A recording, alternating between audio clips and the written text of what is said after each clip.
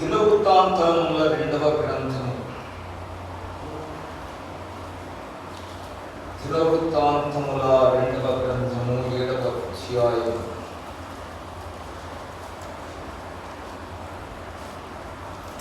15-16 వచనాలు మనం చదువుతాము.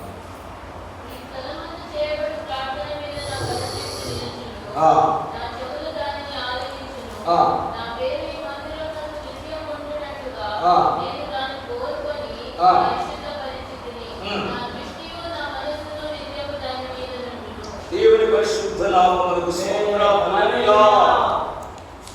దేవుని బిడ్డలారా, దేవుని కొరకు సొలొమోను ఒక మందిరాన్ని నిర్మించాడు, కట్టాడు. ఆ మందిరం కట్టాలని దావీదు ఎంతో ఆశపడ్డాడు, ఎంతో కోరుకున్నాడు. ఆ మందిరం కొరకై దావీదు అన్ని సమకూర్చి పెట్టుకున్నాడు. సమస్తాన్ని సమకూర్చాడు, స్థలము సమకూర్చాడు, రాళ్లను, కట్టెలను, బంగారాన్ని, ఇత్తడిని, గడ్డిని, దేనికి కావలసినవన్నీ సమకూర్చాడు. కానీ దేవుడు ఇది నువ్వు కట్టకూడదు, ఇది నువ్వు చేయకూడదని దావీదుకు దేవుడు సెలవించాడు కనుక దావీదు దేవుని మందిరమును కట్టలేదు. దేవుని మందిరాన్ని దావీదు కట్టకుండా దేవుడిలారా ఆ కార్యమును సొలొమోను జరిగిస్తాడని దేవుడు తెలియపరిచాడు. సొలొమోను దావీదు మరణించిన తర్వాత దేవుని మందిరాన్ని కట్టడము ప్రారంభించి మందిరం ఓపెనింగ్ చేశాడు. ఓపెనింగ్ చేసి దేవుని కొరకు 1000 బలులు అర్పించాడు. 1000 బలులు అర్పించి దేవుని కీర్తించి గానం చేసి దేవుని ఆరాధించిన తర్వాత దేవుని సన్నిధి మందిరంపై దిగి వచ్చింది. దేవుని సన్నిధిలో దిగి వచ్చింది చేత దేవుని మందిరంలో ప్రవేశించడం కూడా వీలు లేనంత అభిషేకం దిగి వచ్చింది. దేవుని సన్నిధిలో నిలబడలేనంత అభిషేకాన్ని దేవుడు మందిరంలోనికి తీసుకొని వచ్చాడు. అభిషేకంతో దేవుడి మందిరాన్ని నింపాడు. అదే తర్వాత సొలొమోను దేవునికి ప్రార్థన చేశాడు. సొలొమోను దేవునికి ప్రార్థన చేశాడు. ఆ ప్రార్థనకు జవాబే దేవుడిచ్చిన ఈ జవాబు. మరొకసారి చదవమా 15.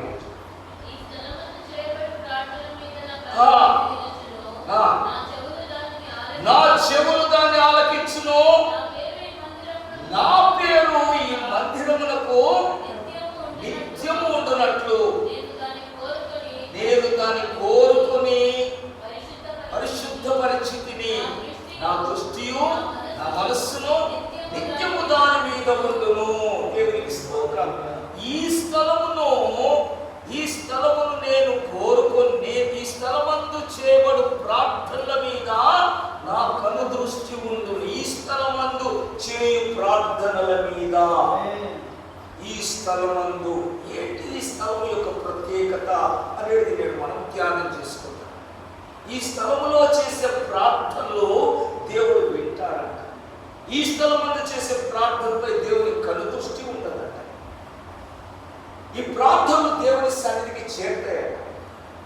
ఎందుకు ఈ స్థలమును దేవుడికి ప్రత్యేకించడం, ఎందుకు ఈ స్థలం కొరకాయ సొలొమోను ప్రార్థన ముగించిన తర్వాత ఆ 7వ అధ్యాయం 1వ వచనంలో సొలొమోను ప్రార్థన ముగించాడు. సొలొమోను ప్రార్థన చేసి ప్రార్థన ముగించాడు. సొలొమోను ఎన్నో దేవుని సన్నిధిలో విజ్ఞాపనలు చేసుకుంటూ వచ్చాడు. 6వ అధ్యాయంలో సొలొమోను ప్రార్థన దేవుని బిడ్డలారా స్టార్ట్ అయింది. ఆ ప్రార్థన అంతా చేసి ప్రార్థన ముగించిన తర్వాత దేవుడు ప్రార్థనకు 7వ అధ్యాయంలో దేవుడు సొలొమోనుకు ప్రత్యుత్తరం ఇచ్చాడు. దేవుని బిడ్డలారా, దేవుడు ఎక్కడ చేసే ప్రార్థనలు దేవుడు వింటాడు, ఎవరు చేసే ప్రార్థనలు దేవుడు వింటాడు, స్థలం యొక్క ప్రభావమా, మనుషుల యొక్క ప్రభావమా? మనుషులు చేసే ప్రార్థనలే దేవుడు వింటాడు. స్థలాన్ని బట్టి ఉంటుంది, ఏముండదు.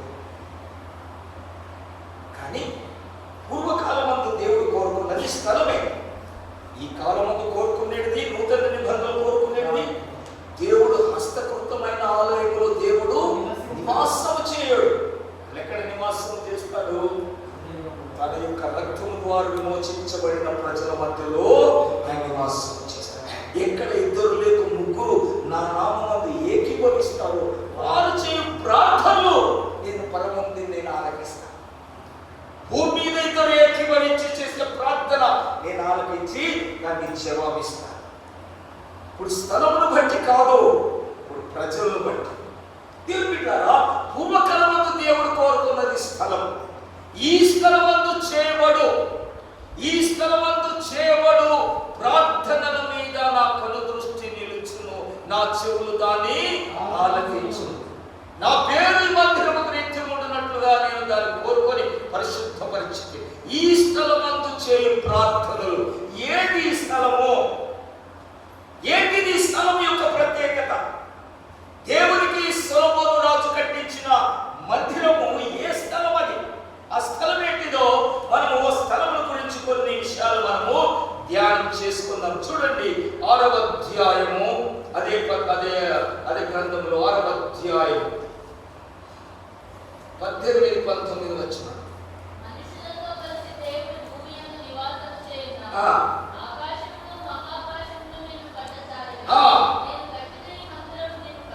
దేవునికి స్తోత్రం. 3వ అధ్యాయం 1వ వచనం చదవాలి.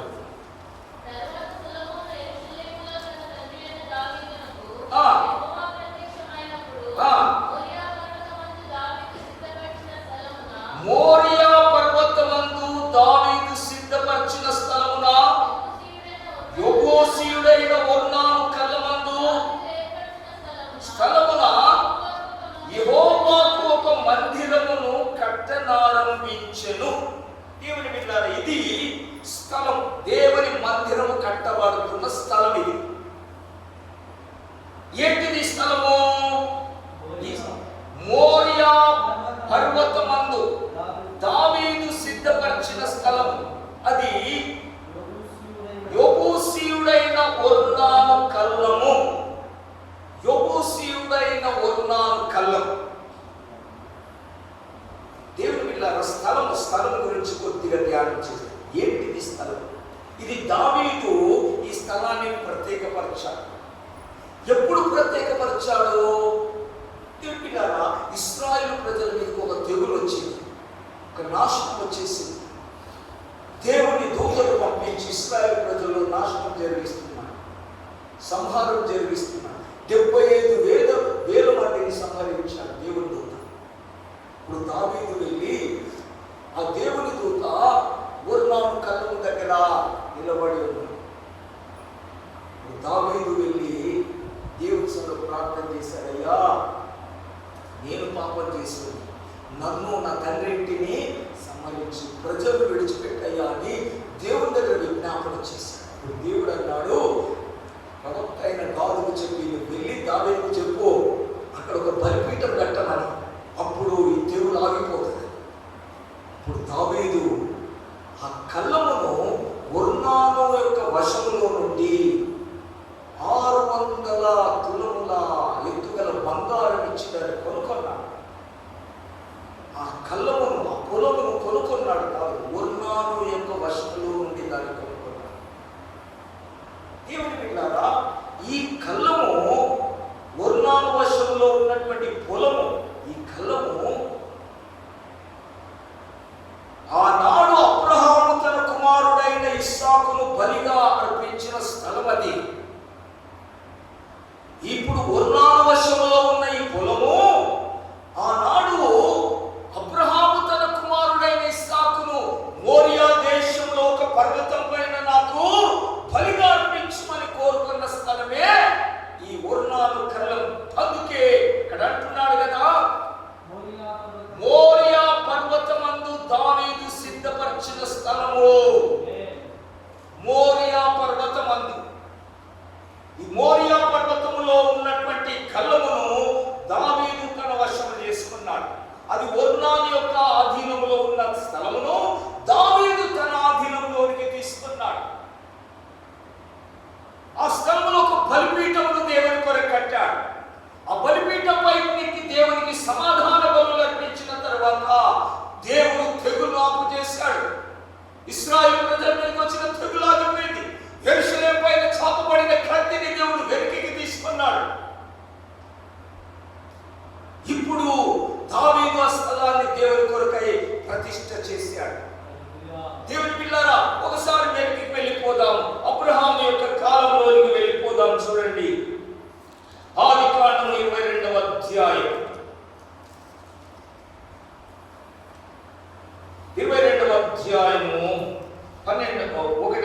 వచనాలు చూద్దాం. పరిశోధించను పిలువగా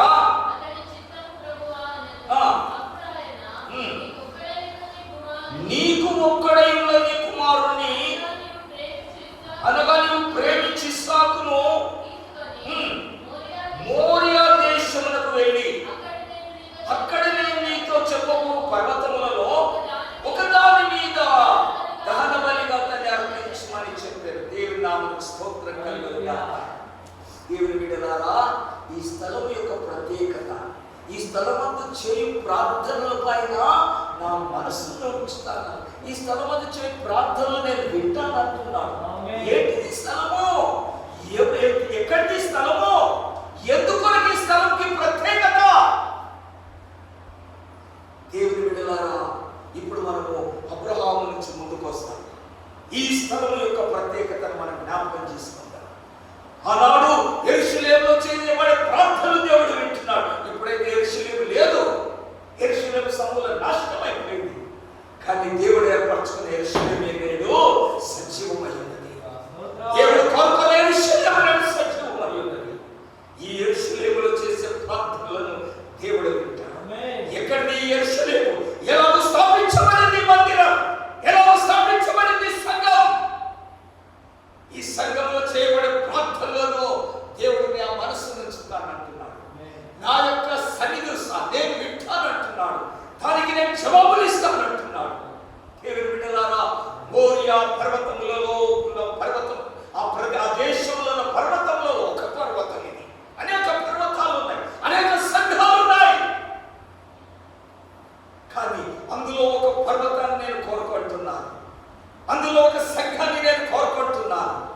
అక్కడ నీవు ప్రేమిస్తున్నా, నీకు ఒక్కడై ఉండి నువ్వు ప్రేమిస్తున్న కుమారుణ్ణి నాకు అర్పించబడిన స్థలం అది. ఎలా అర్పించబడిన స్థలం అది? నీకు ఒక్కడై ఉన్న వాణ్ణి, నువ్వు ప్రేమిస్తున్న వాణ్ణి, నీకు ఇష్టమైన దానిని నువ్వు అర్పించిన స్థలం ఈ స్థలం ఇది. ఇది సమర్పించబడిన వారి స్థలం ఇది. ప్రభు కొరకై సంపూర్ణంగా త్యాగం చేసిన వారి స్థలం ఇది. ఈ సంఘము దేవుని బిడ్డలారా, ఇదేదో మనుషులు కూడిన సంఘము కాదు. ఇది నలుగురు వస్తే చేరిన సంఘము కాదు. ఇది ప్రభు కొరకై ప్రత్యేకించబడిన వారు, ప్రభు కొరకై సమర్పించబడిన వారు, ప్రభు కొరకై లోకమును, తమకు ఇష్టమైన జీవితాన్ని, తమకు ఇష్టమైన వారిని వదులుకొని ప్రభు కొరకై సమర్పించుకొని ఏర్పరచబడిన సంఘం ఈ సంఘం ఇది. ఇక్కడ చేయబడు ప్రార్థన మీద నా కళ్ళ దృష్టి ఉంటుంది. అబ్రహామా, నీకు ఒక్కడై ఉన్నా, నువ్వు ప్రేమిస్తున్నా నీ కుమారుణ్ణి నాకు బలి అర్పించు. వెనుక తీయక అర్పించుటకై వెళ్ళిపోయాడు. దేవుని మాటకు లోబడి, దేవుని చిత్తానికి లోబడి, దేవుని వాక్యానికి లోబడి, దేవుని పిల్లరా దేవుని సత్యానికి లోబడి సమర్పించుకొని వచ్చిన సంఘం ఈ సంఘం ఇది. ప్రభు కొరకై తమకు ఇష్టమైన వాటినన్నింటినీ త్యజించి విడిచిపెట్టి సమర్పించుకొని ప్రభు కొరకై చేరి వచ్చిన పర్వతం ఈ పర్వతం. ఇది అర్పించబడిన వారి పర్వతం, సమర్పించుకున్న వారి పర్వతం ఇది. ఇక్కడ చేయబడు ప్రార్థనలపై నా మనస్సు ఉంటుంది, నా కను దృష్టి ఉంటుంది. దేవుని బిడ్డలారా, అబ్రహాము తన కుమారుని, తన ఏక కుమారుని తను ప్రేమిస్తున్న వారిని, దేవుని బిడ్డ, ఈనాడు ప్రభు మన ప్రార్థనలు వినాలంటే, ప్రభు మన ప్రార్థనలపై కను దృష్టించాలంటే అబ్రహాము లాంటి సమర్పణ కలిగిన వారు స్థలం కాదు, సమర్పణ కలిగిన మనమే దేవుని మందిరం. ఇప్పుడు దేవుని మందిరం అయిపోయాము. మన మందిరం దేవునికి సమర్పించుకున్న మందిరం, దేవునికి ఇష్టమైన మందిరం. మనము ప్రేమిస్తుందని దేవునికి ఇచ్చుటకు వెనుక తీయకూడదు.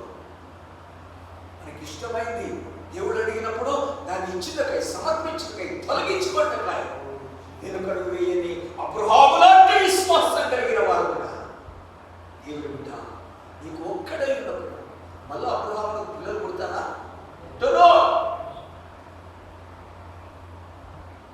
అలా పుడతారని లేదు. అయినా నా దేవుడు ఇందును బట్టి అందుకు అబ్రహాములకు ఏం సాక్ష్యం ఇచ్చాడు? మూడో 22వ అధ్యాయం 16వ వచనం చదువు.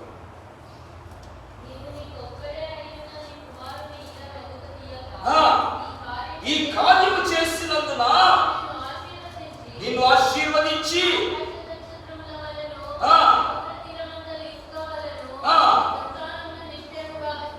దేవుని పరిశుద్ధ నామములకు స్తోత్రం కలుగును గాక.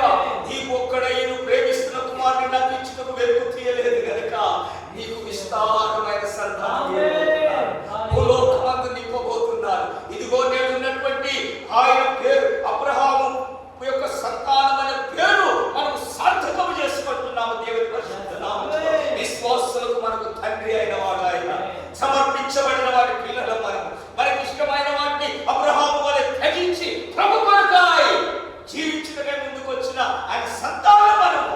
దేవుని పిల్లలు లోకంలో ఎంతో మంది ఉండొచ్చు, కానీ అబ్రహాము వలె తనకిష్టమైన వారిని, తను ప్రేమిస్తున్న దాన్ని ప్రభు కొరకై విడిచిపెట్టుటకై ఆ మనస్సు, ఆ సమర్పణ, ఆ తీర్మానం, ఇందును బట్టి నువ్వు దేవుని ప్రేమిస్తున్నావని రుజువు చేయబడిందని. ఆ మాట చూడండి.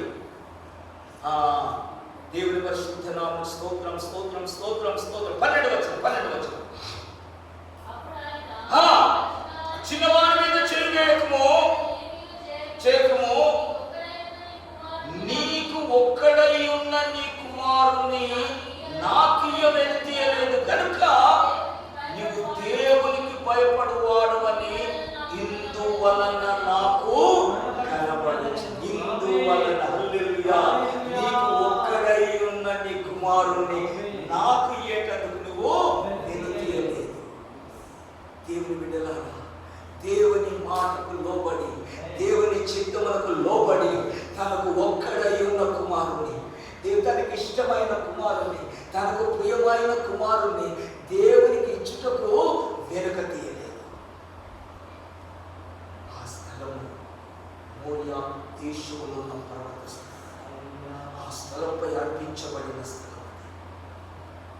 ఏమాత్రం సంకోచం లేకుండా, మాత్రం కూడా దేవునిపై గుణగకుండా, సనగకుండా, దేవుని కొరకై తనకు ఒక్కడై ఉన్న ప్రియ కుమారుని ఇచ్చుటకై వెనుక తీయ. ఇందును బట్టి నీవు నన్ను ప్రేమించుచున్నావు. దేవుని బిడ్డ, దేవుని ప్రేమించు బిడ్డగా మనం మార్చుకోవాలి. ఇప్పుడు దేవుని ప్రేమించినట్టు ఎలాగో దేవుడు మన నుండి ఆశిస్తున్నది. అది దేవునికి ఇష్టం లేదండి. అది దేవుడి నుండి తొలగించుకోవాలంటే వెనుక తీయకు. దేవునికి ఇచ్చుటకు, దేవుని కొరకు సమర్పించుకోవటకాయ. దేవుడు డబ్బే కోరుతున్నాడా? ఇదే ఈ సమర్పణ కోరుతున్నాడు. ఈ సమర్పణ దేవుడు కోరుతుంది. మన సమర్పణ. అబ్రహాము మనస్సులో ఈ సంగతులు జరిగిన తర్వాత అబ్రహామును దేవుడు పరిశోధించాడు కదా. మొదటి రోజు పరిశోధించాడు. దేవుడు నీ డబ్బు కోరడు, నీ ధనము కోరడు. దేవుడు నీ మనస్సును పరిశోధిస్తున్నాడు. దేవుని ప్రేమిస్తున్నావా అని దేవుడు కోరుతాడు. దేవుని కొరకై తను ప్రేమిస్తున్న వారిని ప్రభు కొరకై సంపూర్ణంగా సమర్పించిన ఆ స్థలమే మోరియా పర్వతములలో ఒక పర్వతం. అనేక పర్వతాలు ఉన్నాయి కదా, అనేక పర్వతాలు ఉన్నాయి. 2వ వచనంలో నీకు ఒక్కడై ఉన్న నీ కుమారుని అనగా నువ్వు ప్రేమించి ఇస్సాకును తీసుకొని మోరియా దేశములు, అక్కడే నేను నీతో చెప్పబో పర్వతములలో ఒకదాని మీద. పర్వతములు చాలా, ఒకదాని మీద. ఆ ఒక్క పర్వతమే ఇదిగో. ఇప్పుడు దావీదు దాన్ని ప్రత్యేకించి ఆ పర్వతాన్ని మర్చిపోయారు. ఇశ్రాయేలు ప్రజల పర్వతం గురించి మర్చిపోయారు. ఆ పర్వతం గురించి తెలియదు. వాడు అక్కడి నుంచి వెళ్ళిపోయారు, ఐగుప్తులోకి వెళ్ళిపోయారు, ఐగుప్తు జీవితంలో వెళ్ళిపోయారు, ఐగుప్తులోంచి తిరిగి వచ్చారు. ఒక గుడారం వేసుకుని గుడారంలో దేవుని ఆరాధన చేస్తారు. కానీ దేవుడు దావీదును దర్శించాడు. దావీదును ఉరికొట్టాడు. దేవుని బిడ్డలారా, సమర్పించబడిన వారి స్థలం కావాలి. సమర్పించుకున్న దేవుని బిడ్డల యొక్క సహవాసము కావాలి. దేవుడు ఒక మందిరము కావాలి. ఒక సంఘము కావాలి, సమర్పించుకున్న వారు దేవునికి కావాలి. ఆ స్థలాన్ని మరలా స్వాధీనపరచుకోవాలి. ఆ స్థలం ఎవరి వశం ఉందో అది మరలా స్వాధీనపరచు. ఎవరి వశంలో బిడ్డలు ఉన్నారో, దేవుని కొరకే సమర్పించుకున్న ఈ స్థలము, ఈ బిడ్డలు నేడు ఎవరి వశం ఉన్నారో వారిని మరలా స్వాధీనపరచుకోవాలి. మరలా దాన్ని స్వాధీనత ఒర్నాను కళ్ళములు, ఒర్నాను వశంలో ఉన్న పొలాన్ని మరలా స్వాధీనం తీసుకురావాలి. ఎవడు ఈ ఒర్నాను? చూడండి, మరొకసారి మాట చదువమ్మా. మొదటి కొరింథీయులకు రాసిన పత్రిక మొదటి దినవృత్తాంతం 21:18 చూడండి. యెబూసీయుడైన ఒర్నాను కళ్ళమునందు యెహోవా ఒక బలిపీఠము కట్టించుటకై దావీదు అతడిని వెళ్ళవలెనని దావీదునకు ఆజ్ఞనిమ్మని యెహోవా దూత గాదునకు సెలవీయగా కిందికి చదువులాంటి 24 వచ్చిన రాజైన దావీదు అట్లు కాదు, నేను నీ సొత్తును ఊరక తీసుకొని యెహోవాకు దహన బలులు అర్పించెను. న్యాయమైన క్రయధనమిచ్చి దాన్ని తీసుకొందునని ఒర్నానుతో చెప్పి ఆ భూమికి 600 తులముల బంగారము అతనికి ఇచ్చెను. దేవుని పరిశుద్ధ నామమునకు స్తోత్రం. దేవుని బిడ్డలారా, యెహోవా దూత యెబూసీయుడైన ఒర్నాను కళ్ళము యొద్ద నిలిచెను. ఆ పైకున్న హిస్టరీ మనం చూస్తాం. 16 వచనం ఒకసారి 16 వచనం చదువునాయి. దావీదు కన్నులెత్తి చూడగా భూమి ఆకాశ మధ్యం నిలుచుచు పరదీసిన కత్తి చేత పట్టుకొని దాని యెరూషలేము మీద చాపిన యెహోవా దూత కనబడెను. దేవుని బిడ్డలారా, యెహోవా దూతల యొక్క స్వరూపాలు మనం అనుకున్నటువంటి కావది. భూమి ఆకాశములకు మధ్య నిలబడి ఉన్నాడు. వరదీసిన కత్తిని చేతులు పట్టుకొని ఉన్నాడు. ఆ కత్తి చాపితే చాలు, నాశనం నాశనం నాశనం. సంహారకుని సంహార దూత. ఆ దూత ఒర్నాను కళ్ళం దగ్గర వచ్చి కత్తిని చేత పట్టుకొని ఉన్నాడు. యెరూషలేము మీద చాపబోయాడు. దేవుడి ప్రజల మీద చాపబోయాడు. దేవుడే సంతాపపడ్డాడు. చాలు, యెరూషలేమును ముట్టుకొని దేవుడే ఆ దూతకు సెలవీయగా దూత ఆగిపోయాడు. కత్తిగా లోబడ పెట్టుకోలేదు. దేవుని యొక్క మాటకు లోబడ ఆగిపోయాడు. దావీదు వచ్చి ప్రార్థన చేస్తున్నాడు. అయ్యా, పాపం చేసినది నేను, తప్పు చేసిన వాడిని నేను, జనసంఖ్య చేయమని చెప్పింది నేను. నాయన, ఈ ప్రజలపైకి నాశనం ఉందయ్యా, నన్ను నా కుటుంబాన్ని నశింపచి అని దేవుని దగ్గర కన్నీరు కాచి పశ్చాత్తపడ్డాడు. దేవుడు ప్రవక్త అయిన గాదు ద్వారా దావీదుకు వర్తమానం పంపించాడు. దావీదా, వెళ్ళి ఆ కళ్ళమునందు యెహోవాకు బలిపీఠమును కట్టి దహన బలులు సమాధాన బలులు అర్పించాడు. ఆ కళ్ళములో ఒర్నాను కళ్ళమని. ఒర్నాను అనే పేరుకు అర్థము బలవంతుడు, స్ట్రాంగ్ మ్యాన్. ఒర్నాను అను పేరుకు అర్థము బలవంతుడు, బలవంతుడు. దేవుని పిల్లరా, దేవుని కొరకై ప్రతిష్ఠించబడిన పొలం లేదా దేవుని కొరకై ప్రత్యేకించుకున్న దేవుని బిడ్డలు ఒర్నాను వశములో ఉన్నారు. ఒర్నాను వశములో ఉన్నారు, బలవంతుని వశములో ఉన్నారు. ఈ బలవంతుని వశములో ఉన్న ఈ పొలమును లేదా ఈ ప్రజలను, ఈ సంఘమును, ఈ సంఘ బిడ్డలు విమోచించాలి, విడుదల చెల్లించాలి. వాటికి బలవంతుని చేతిలో నుండి స్వాధీనపరచుకోవాలి. ఒర్నాను వశంలో నుండి దేవుని కొరకై సమర్పించుకున్న వాడు అర్పించిన స్థలం అది. అబ్రహాము తాను ప్రేమిస్తున్న కుమారుని అర్పించిన స్థలం అది. అది ఇప్పుడు బలవంతుని చేతిలో ఉన్నది, ఒర్నాను వశంలో ఉన్నది. ఆ కళ్ళును దేవుడు కోరుకుంటాడు. ఆ బలవంతుని చేతిలో నుంచి విడుదల కావాలి. దేవుని బిడ్డ, ఈనాడు దేవుడు ఏర్పరచుకున్న స్థలం, దేవుడు ఏర్పరచుకున్న దేవుని బిడ్డలు ఎక్కడున్నారు?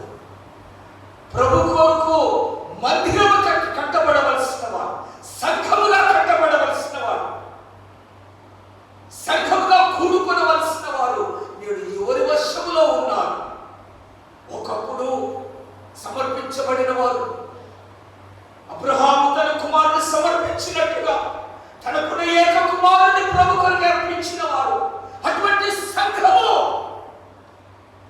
ప్రభు కొరకే సమర్పించబడిన వారి ద్వారా స్థాపించబడింది. సంఘము తమ సమస్తాన్ని విడిచిపెట్టి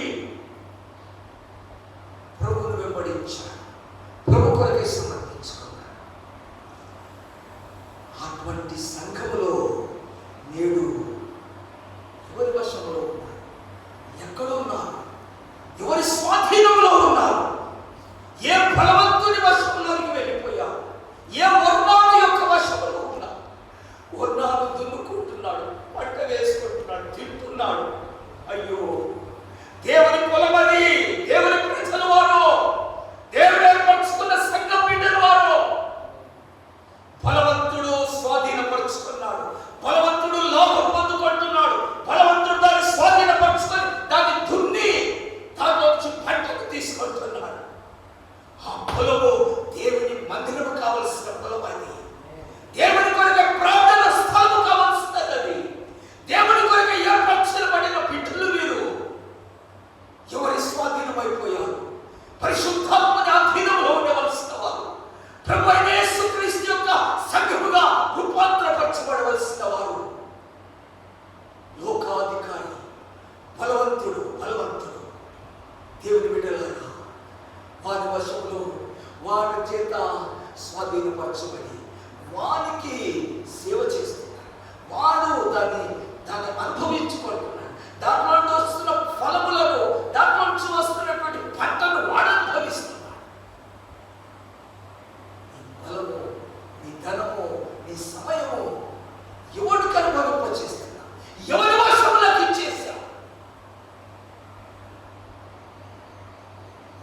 దేవుని బిడ్డ, అటువంటి పొలమును దావీదుకు దేవుడు తెలియపరిచాడు. దీన్ని నువ్వు స్వాధీనపరచు. ఇది నాకు ప్రార్థన స్థలం కావాలి. ఈ మీరు నాకు ప్రార్థించే బిడ్డలుగా మార్చబడాలి. దీన్ని నువ్వు మళ్ళా స్వాధీనపరచుకో. దావీదుకు దేవుడు తన ప్రవక్త ద్వారా వర్తమానం తెలియపరిచాడు. దావీదు వెళ్ళి అన్నాడు, అయ్యా ఇది నాకు ఇచ్చేసి, ఈ పొలము నాకు కావాలి. అయ్యా తీసేసుకో, ఈ పొలమును తీసుకో, ఇదిగో ఇక్కడ రాళ్ళు ఉన్నాయి, రాళ్ళు తీసుకో, ఇదిగో ఈ కట్టెలు ఉన్నాయి, కట్టెలు తీసుకో, ఇక్కడ ఎడ్లున్నాయి, ఎడ్లు తీసుకో, అన్ని తీసుకొని బలి అర్పించు. లేదు, నేను అలాగో తీసుకొని నా దేవునికి బలి అర్పించు. నేను వెల ఇచ్చి దీనిని స్వాధీనపరచు, వెల ఇచ్చి స్వాధీనపరచు. యేసులో బాప్తిసం పొంది పరిశుద్ధాత్మను పొందుకొని అపవాది చేత శోధించబడుతూ 40 దినములు రాత్రి పోవలు ఆయన అపవాది ప్రతి శోధన చేస్తుండగా అపవాది ఆయనను ఒక ఎత్తైన పర్వతంలోకి తీసుకు భూలోక రాజ్యములన్నీ దేవుడు చూపించేసి, ఇదిగో ఈ రాజ్యమహిమంతా నాకు అనుగ్రహించు, ఎంత నాకు అనుగ్రహించు, ఇది నీకు ఇచ్చేస్తాను, అంతా నాకు ఇవ్వబడి ఇది నీకు ఇచ్చేస్తాను. ఏం చేయి? ఒకసారి నా కాలు, ఒకసారి నాకు నమస్కరించు, నీకంతా ఉచితంగా ఇచ్చేస్తా. నా ప్రభువు లోకాన్ని రక్షించడానికి వచ్చిన నా ప్రభు లోకాన్ని స్వాధీనపరచడానికి వచ్చి, లోకం నుండి పాపమును తొలగించడానికి వచ్చిన నా ప్రభు సాతాను పాదములకు దాసుడు కాక తన ప్రాణమునిచ్చి తన రక్తమునిచ్చి ఇదిగో లోకముల నుండి వారిని సంపాదించుకున్నాడు. బలవంతుని చేతిలో, బలవంతుని యొక్క వశములో ఉన్నటువంటి లోకమును నా ప్రభు తన ప్రాణమిచ్చి వెల చెల్లించి ఆయన వారిని సంపాదించుకున్నాడు. మీరు విలువ పెట్టబడి కొనబడిన వారు, మీరు మీ సొత్తు కాదు, మీరు విలువ పెట్టి కొనబడిన వారు. దావీదు అంటున్నాడు, అయ్యా నేను ఊరికే దీన్ని తీసుకోను, నేను రాజులను చెప్పేసి నాకు అన్ని ఉచితంగా ఇస్తానంటున్నావు, అలాగే నేను తీసుకున్నది ఇది నా దేవునికి ప్రతిష్ఠించాలి,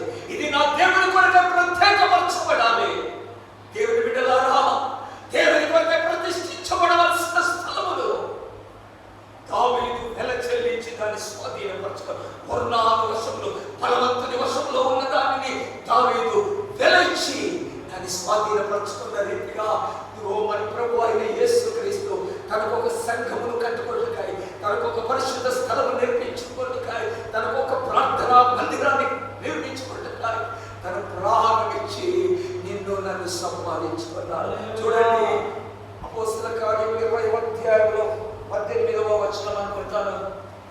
అపోస్తల కార్యములు 20వ అధ్యాయం 28వ వచనం. అపోస్తల కార్యం 20. దేవుడు తన స్వరక్తం ఇచ్చి సంపాదించిన తన సంఘమును కాయట. చాలు చాలు చాలు. దేవుడు తన స్వరక్తం ఇచ్చి సంపాదించిన తన సంఘం, తన సంఘం, సంఘము తన సంఘం. దేవుని సంఘము ఎప్పుడు తన సంఘం. అది ఆయన రక్తం ఇచ్చి సంపాదించుకున్నాడు. దావీదు ఎట్లయితే 600 తులముల బంగారం ఇచ్చి ఆ పొలమును సంపాదించుకున్నాడో అక్కడ సొలొమోను మందిరాన్ని కట్టాడు. ఈ ప్రభువు నీ కొరకాయ తన ప్రాణముని ఇచ్చి తన సంఘాన్ని సంపాదించుకున్నాడు. దేవుని బిడ్డ, తన ప్రాణమునిచ్చి నువ్వు సంపాదించబడి. దేవుని సంఘము మనుషులు పెట్టే సంఘాలు రావు, అవి మనుషుల పేర్లో ఉంటాయి. అప్పుడు మనుషులు మా సంఘం మా సంఘం అంటారు. మన సంఘం రాదే, నా సంఘం రాదే. దేవుని సంఘం, తన స్వరక్తం ఇచ్చి సంపాదించిన దేవుని సంఘం. నువ్వు సంపాదించబడిన దాని ఇప్పుడు స్థలముగా దేవునికి కావాల్సింది స్వరక్తము ద్వారా సంపాదించబడిన జనులు దేవుని సంఘం. ఈ స్థలమందు చేయబడు ప్రార్థనలపై నా మనసు, నా కళ్ళ దృష్టి. ఈ స్థలం, ఏ స్థలమందు తన స్వరక్తం ఇచ్చి సంపాదించిన తన సంఘములో చేయబడు ప్రార్థనలు. ఈ స్థలమందు చేయబడి ప్రార్థన దేవుడు తన స్వరక్తం ఇచ్చి విలువ పెట్టుకున్నవాడు. మీరు మీ సొత్తు కాదు. దేవుడు తన స్వరక్తముతో మనల్ని కొన్నాడు, నిన్ను కొన్నాడు, నన్ను కొన్నాడు. ఇలా కొనబడిన వారు ఇంకా అనేకులు దేవుడు ఇంకా బలవంతుని చేతిలో ఉన్నారు, వర్ణాలు వశములో ఉన్నారు. వారిని విడిపించా మన ప్రయాసం, వారికి విడుదల ఇచ్చారు. ఈ స్థలమందులు చేసే ప్రార్థనలు విని దేవుడు విడుదల ఇచ్చేస్తాడు.